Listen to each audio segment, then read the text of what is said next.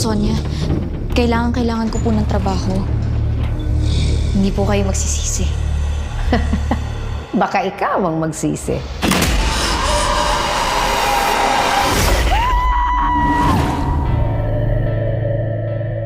Ito anak, maganda na lilinisin mo.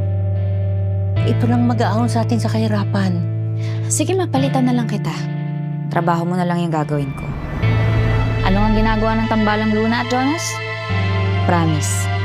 Titira tayo sa isa sa mga matataas na building niyan. Ate, masaya ako kapag masaya ka. Bakit sabi mo malungkot dito? Alam mo kung ano to dati? Morgue.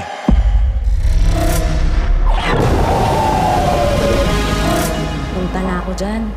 Delikado dyan, Ning.